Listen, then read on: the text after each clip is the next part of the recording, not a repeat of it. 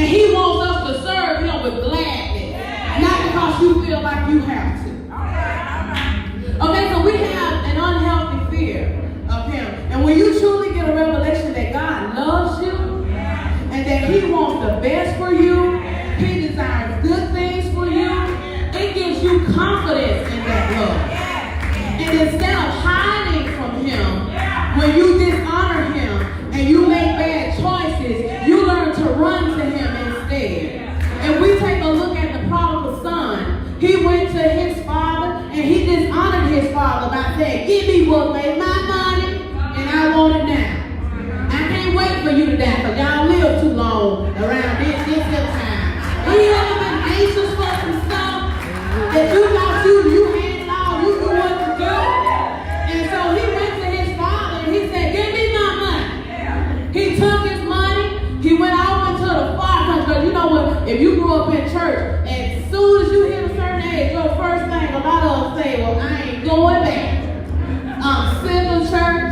I'm sick of the church mothers. I'm sick of them telling me about what I should put on. I'm sick of them talking to me about my hair. I'm sick of them telling me my dress too short. I'm sick of them trying to make me put on stockings. I ain't had on a pair of stockings in about 20 years. And I had to take the shoes off before I even got up here. I tried. So you have those moments when you're growing up in Christendom. If that's a word. You have those moments where you God, just give me and let me go. So he went off into the far country, squandered all his money, did all kind of things, the stuff that he couldn't do at his dad's house. So you know, some stuff that you couldn't do at dad's house. So he went off into the far country to do it. And so he got so low that he ended up contemplating eating what the pigs was eating.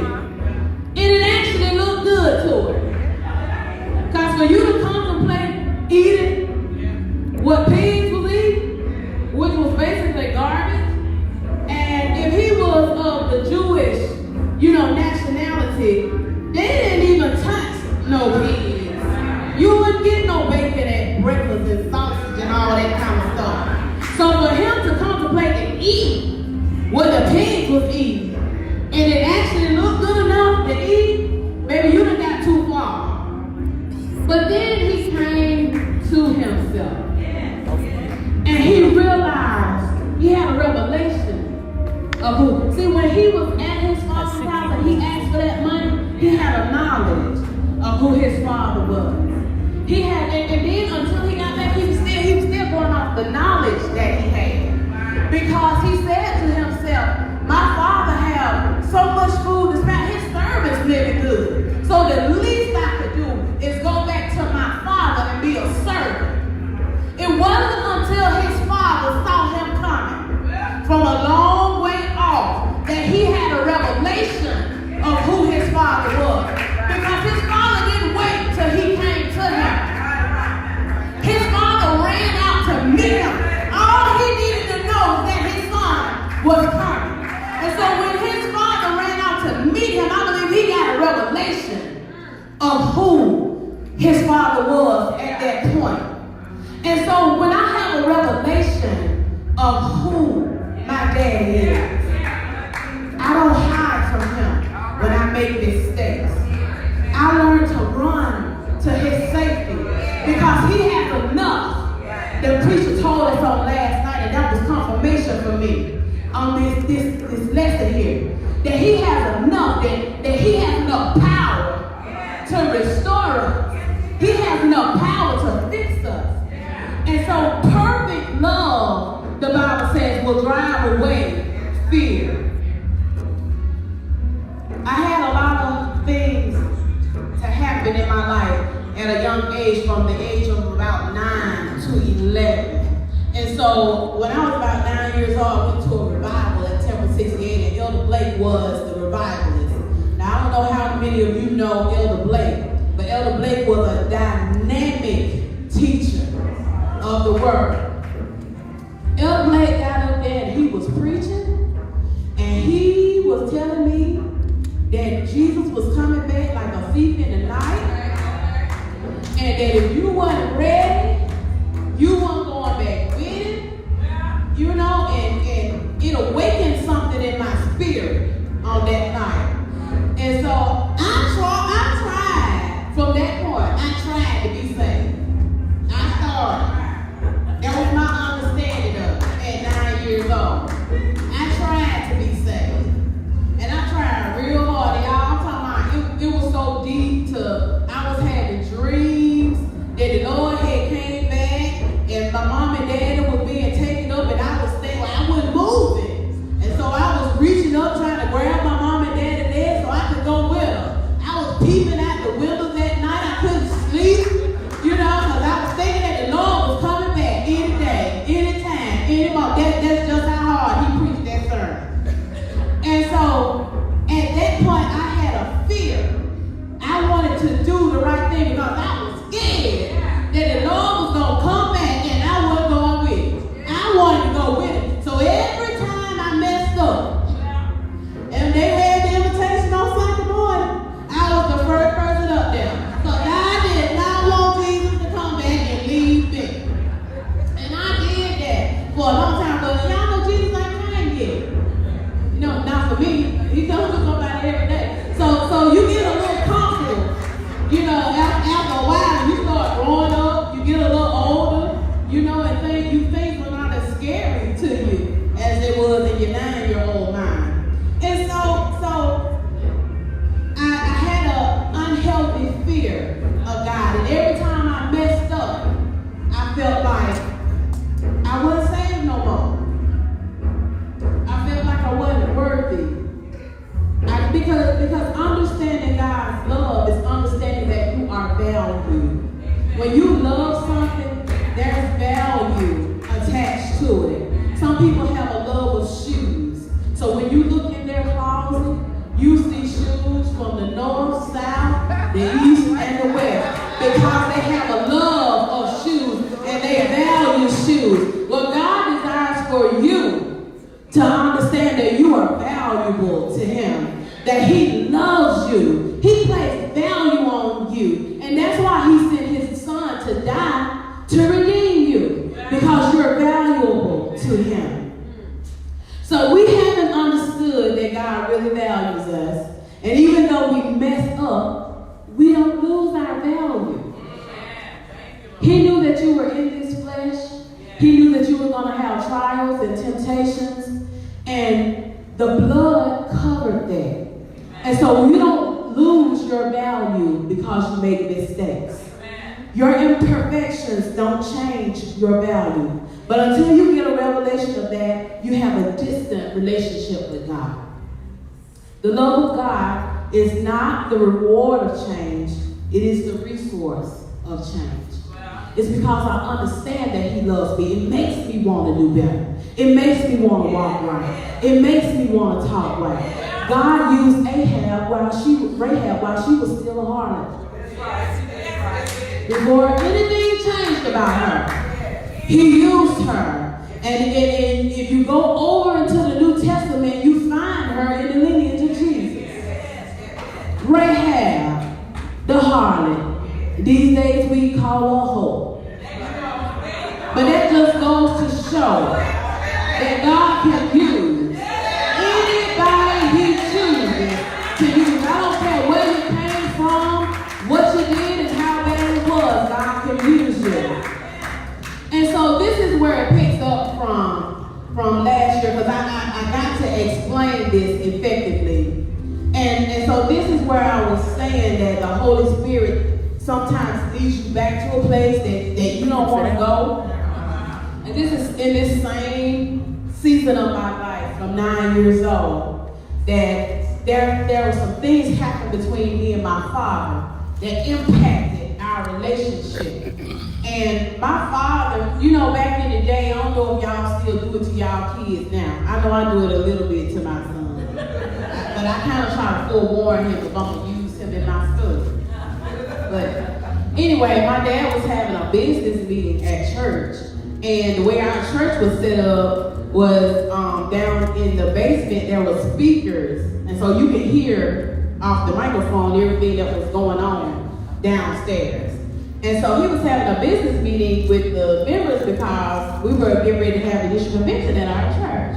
And we were talking about serving food and stuff. I was a little chunky girl, you know, and everything. And so my dad made the statement that when the kids come to eat, make sure that there's somebody there to, you know, so they don't just, you know, mess over food and overdo stuff. And he said, because I got a little fat little girl down there that should eat everything on the bar if you let her. And so my sister and brother who were down there eating with me, oh, they fell all out over the table laughing and stuff, and the people in the church were laughing. And at that moment, I felt such a sense of shame. And I lost my value. And y'all excuse me. The Holy Spirit will take you to a place that you don't want to go back. But God allowed me to feel what I felt in that moment a couple of weeks ago as I was preparing for this. And the sense of shame that I felt, because is that how my daddy sees me?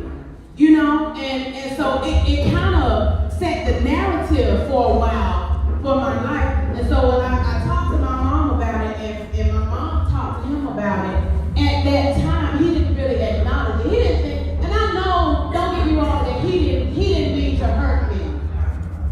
But he didn't acknowledge that it did hurt me. And so, for a long, I kind of just buried it, but I didn't realize, you know, that until I was almost into my 30s before my dad died, of how it had impacted me. And so, from then on, I knew my dad loved me. My dad would tell people how much he loved me. You know, he would always, when he talked about me and my sister, because he and my mom had two boys that my dad raised, like they were his sons. And so my dad wanted a little girl. So he prayed for my sister. And so 6 weeks later, when my mama went for her 6-week checkup, she was pregnant with me. And so my daddy always called me his gift. And so he didn't understand how I felt that everything that he said after that point, I couldn't receive because he had devalued me with his words. He caused me a sense of shame. And so when I started struggling mentally and going through my mental struggles, I was reluctant to even speak out about it and go to my father.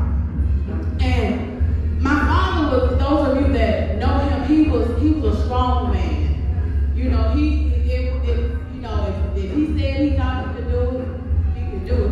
That was my dad. You know, big belly and all. He thought he was the finest thing walking through him. You know, they bothered him at all.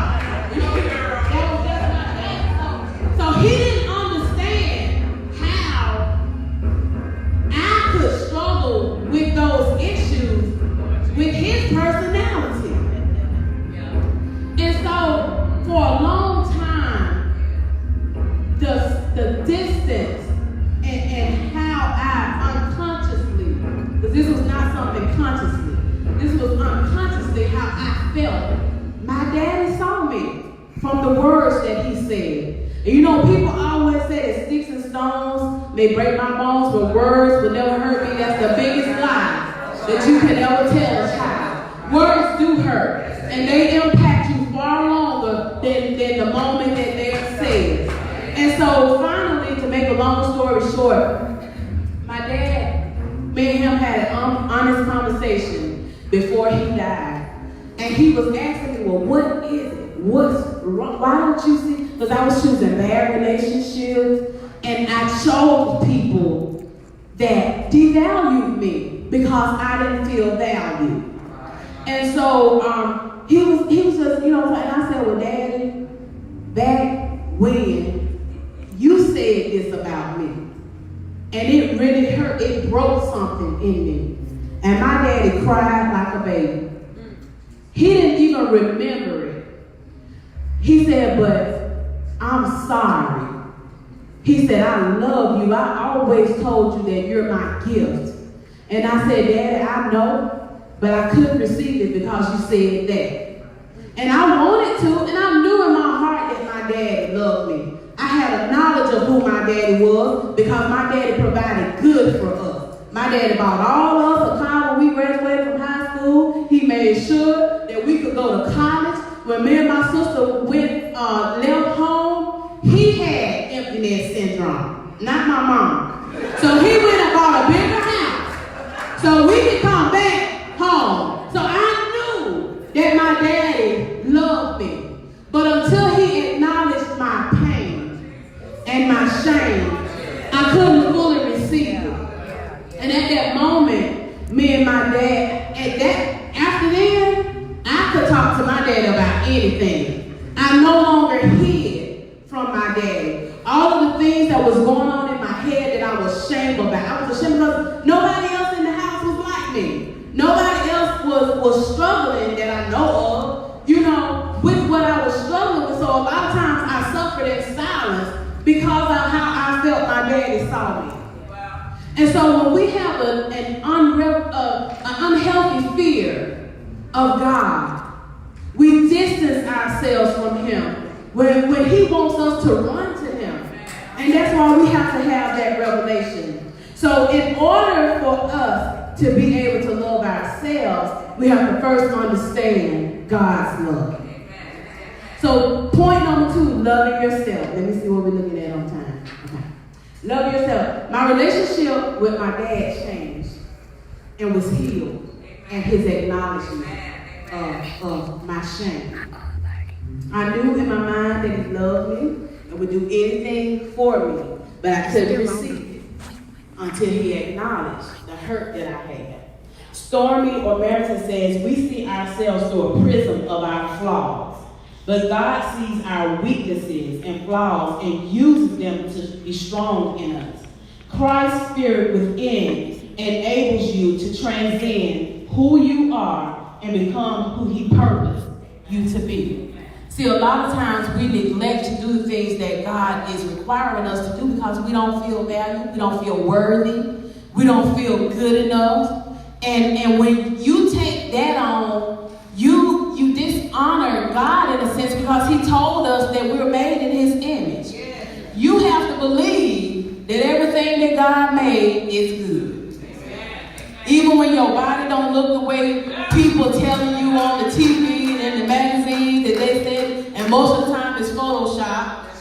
You out here trying to look like, and they don't even look like that. You better be happy with God gave you and learn how to work it.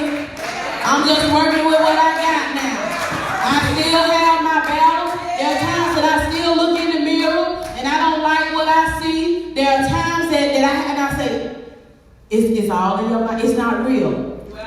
I had to constantly tell myself because I would see a totally different person when I looked in the mirror. And I would look with disgust because I didn't understand my value. I didn't understand that God loved me and that he loved me even in my mess, even when I was doing wrong, even when I didn't even have the mind to do right, he loved me. And so I would look at myself in this because I would go through my closet on Sunday morning and go just trying on different stuff to look suitable to go for service. And then when I get to service, we had some people that because I had pants on, I had something that's just so ugly. Because I had color in my hair. I'm not too loud. That was it, not knowing the struggle that I had even just to get there. Right. So, and a lot of times, you can be whoever you want to be on Facebook now. So a lot of times we put the stuff on Facebook and we say how much we love ourselves. But it shows in your actions if you really love yourself. And if you don't understand God's love for you, you don't even know how to truly love yourself. You might think more highly of yourself than you ought to, but you don't even understand how to love yourself. So we all desire to be loved. Why? Because we're made in his image. And the very nature of God God is love. 1 John 4, they say, he that loveth not knoweth not God, for God is love. So the very essence of God is love. The very nature, the very character of God is love. And that's just like having lemonade. You can't have lemonade without lemons. Otherwise, you just got sugar water. And so for a long time, we've even come to church and got accustomed to sugar water. Because our love hasn't been right. We turn people away because of the things that they're going through. And homosexuality is a big thing now in the church. You can do anything else but be gay in the church. I'm just being real with you. You can be an adulterer. You can be a liar. You can be a cheater. You can steal the church money. You cannot take care of your children. You can live 4 or 5 years without marriage. You can do everything else and it's just happy except be gay in the church. But my question is, if we got it all right, and we supposed to be drawing, where else they supposed to run to? If I can't run to you and be honest that I got same-sex attraction, we talking about love. Are we to love the homosexual? Or do we just love the little stuff that we know how to deal with? We can deal with pregnancy out of wedlock. Because enough of us have been pregnant out of wedlock. And so we see enough of us ain't been gay. Enough of us ain't had a same-sex attraction. And so we don't know how to deal with what we haven't experienced. And so, yeah, you can preach to them and tell them what the Bible says, but it ain't for everybody to minister to everybody. If you don't know how to deal with it, you just pray. Let the person that have a revelation on deal with it. Because you end up doing more harm than good. And so the thing is that if you think about it, you knew what the Bible said about fornication. But did it stop you from fornication? You knew what the Bible said about lying. But did it stop you from lying? It didn't stop you until you got ready. So we have to have the same grace and the same mercy with our brothers and sisters that are struggling with the homosexual spirit. And I feel like a lot of times we poke fun and we say nasty things even across the pulpit. And they leave here the same way they came instead of the love of God being shown to them. He said the love and kindness have I drawn you. So we don't understand even in the church as long as we've been here how to love. Because we haven't, number one, understand still God's love for us. And then we don't know how to love ourselves. We think God don't love us because we got some issues. Anybody go with some issues? I have some issues for you, baby. And I wouldn't be standing here. If I told y'all everything I done did and thought in my life, y'all wouldn't put me on the program. You don't ever know who's talking to you. But God has a way of cleaning you up so good that the residue of your former life can't even be seen. So I just have to tell you about it. I have to tell you what God brought me from. Because when I understand God's love and my relationship with Him begins to mend, then I'm able to talk about it. I'm able to tell you where I've been because I ain't there no more. Point out here. Move on. Love your neighbor. Here, now we're coming down to learn how to love each other. Understanding that I am valued helps me to resist diminishing the value of others. Because see, we got to twist it somewhere that if we love ourselves, we can't love other people. You know, we can't celebrate, especially women. We can't celebrate each other. We can't look at each other and say, oh, you look so beautiful today. You look nice today. And if we say it and then go back and they come there all day. Well, what you think about yourself when you posting your pictures? Did she post a picture every day? Who's she trying to see?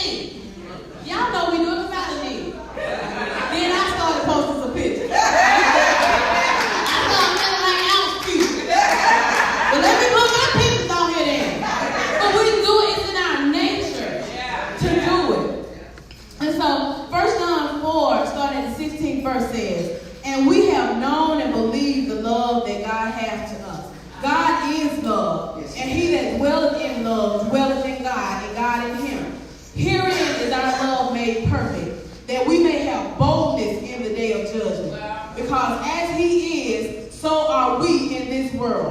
There is no fear in love, but perfect love casts out fear, because fear hath torment. He that feareth is not made perfect in love. We love him because he first loved us. If any man say, I love God, and hateth his brother, he is a liar. For he that loveth not his brother whom he hath seen, how can he love God whom he hath not seen? And this commandment have we from him, that he who loveth God love his brother also. That's what the word says. So how do I do that? That's what y'all came here to find out. Do I love these Negroes? My mama told me I couldn't use that other word. But you know how some situations and stuff, you just be like, that word just fit, but that's a dirty, nasty word that we need to get out of our language. And I'm trying. I'm working on it. Sometimes. So how do I resist diminishing my sister's value when I know she don't like me? When I know she's talking about me on Facebook. When I have the power to air all her dirty laundry. How do I really resist this? He says, I'll give you a heart that knows how to love you. Amen. Deuteronomy 30:6. And the Lord thy God will circumcise thine heart and the heart of thy seed, to love the Lord thy God with all thy heart and with all thy soul, that thou mayest live. The word of God, when applied, will circumcise your heart. Amen. We submit to loving one another as the church. Paul says in Ephesians 5:28, that God may sanctify and cleanse it with the washing of the water of the word. Now this is where it gets tricky. And you might kind of say, what does all this have to do with love? Why is it important? And what does it have to do with love? I told you before that the very foundation of the church and the Christian faith is love. Amen. And you can read the 1 Corinthians 13 chapter on your own time. But is love what people experience when they encounter you? Is love what they experience when you conversate with them? Is love what they experience when they hear you talk about other people? Is love what they see when you interact with people? This is important because we often think that because our salvation is secure, that nothing else needs to happen. That's why, again, you have people in the church, but their lifestyle don't represent who God really is and what Christianity is. The disciples walked with Jesus for a good amount of time, and they were even able to do some miracles. But Jesus took them at the Last Supper, and he washed their feet. And they were kind of confused about this. You know why? Because as I was doing some research, I found out that even the Jewish slaves, that was low for them. So those that were not of Jewish descent would wash people's feet. So we don't do that. You know, it was kind of that thing. So for Jesus to take off his robe and stuff and to gird himself and to get down and wash the disciples' feet, it was uncommon. And plus he was their rabbi. And so he was trying to teach them a lesson of humility. Because you have to teach people a lot of times how to love. And we teach people how to love by showing love. And them seeing love in us. Because back over in Luke, they were arguing about who was going to be the greatest in the kingdom. So Jesus was teaching a lesson here. And when he got to Peter, Peter resisted. And so Peter said, God, you can wash my feet. And so he told him, he said, well, if I don't wash your feet, you'll have no part with me. And so Peter said, well, now Lord, wash my feet, my head, my hands, and everything. And so Jesus tells him in John 13, basically, you're already clean, but your feet dirty. That kind of messed me up. So I had to do some further research. And so I found out that there are things that happen in everyday life